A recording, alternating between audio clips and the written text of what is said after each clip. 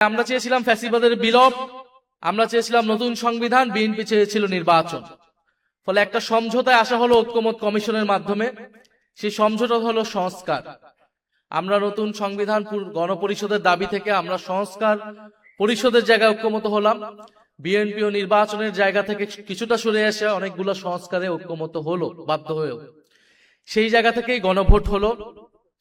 কিন্তু গণভোট পরবর্তী সময় আপনারা সবকিছুই দেখছেন যে কিভাবে গণভোটের গণরায়কে অস্বীকার করা হয়েছে। বিএনপি এখন একটা কৃত্রিম বিরোধ বা সংকট তৈরি করছে যে জুলাই সনদ বনাম জুলাই আদেশ।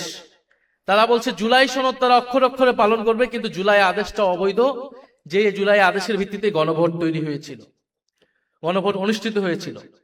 ফলে তারা একটা বিরোধিতা তৈরি করছে, কারণ তারা জুলাই সনদকে তারা তাদের নিজেদের দলীয় ইস্তিহারে পরিণত করেছে এবং এই সংকট তৈরি করেছিল বলেই তখন গণভোটের প্রস্তাব এসেছিল এবং গণভোটের মাধ্যমে এটাও বলা হয়েছিল যে সংবিধান সংস্কার পরিষদ করা হবে, কারণ এই যে মৌলিক সংস্কারগুলা এগুলা সংবিধান সংশোধনের মাধ্যমে সম্ভব নয়। সংবিধান সংশোধনের মাধ্যমে সংবিধানের ফ্রেমওয়ার্কের মধ্যে কোনো মৌলিক পরিবর্তন সম্ভব নয়। সেটার জন্য একটা গাঠনিক ক্ষমতা এই সংসদকে দিতে হবে, যার নাম হবে সংবিধান সংস্কার পরিষদ। ফলে জুলাই সনদ বাস্তবায়নের পদ্ধতি এটাই হবে।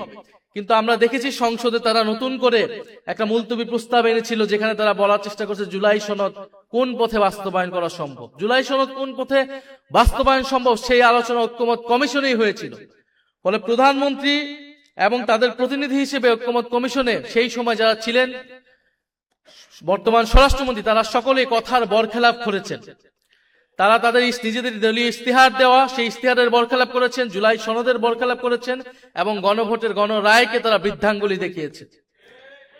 এটা সকলের কাছে এটা স্পষ্ট হয়েছে। এটা আমাদের দুর্ভাগ্য।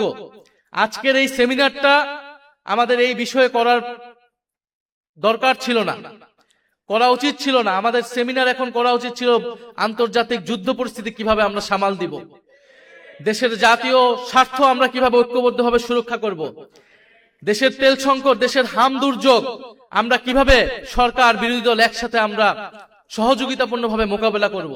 আমাদের সেমিনার এখন এই বিষয়ে হওয়ার কথা ছিল। বিরোধী দলের নেতা প্রথম থেকে বলে এসেছেন আমরা দায়িত্বশীল বিরোধী দল হতে চাই, আমরা সরকারকে এই ধরনের জনস্বার্থ ইস্যুতে সর্বাত্মকভাবে সহযোগিতা করব। কারণ 16 বছরের ধ্বংসযজ্ঞের পরে, এই অন্তর্বর্তী সরকারের পরে এই নতুন সরকার খুব সহজেই দেশের এই ধরনের সংকট সামাল দিতে পারবে না। এটা খুবই কমন সেন্স, এটা আমরা সকলেই জানি। গতকাল 10 জন শিশু মারা গিয়েছে হাম দুর্যোগের কারণে। সারা দেশে হাহাকার, আইসিইউ পাচ্ছে না সাধারণ মানুষ, এবং তেল সংকটের কথা আপনারা সকলেই জানেন।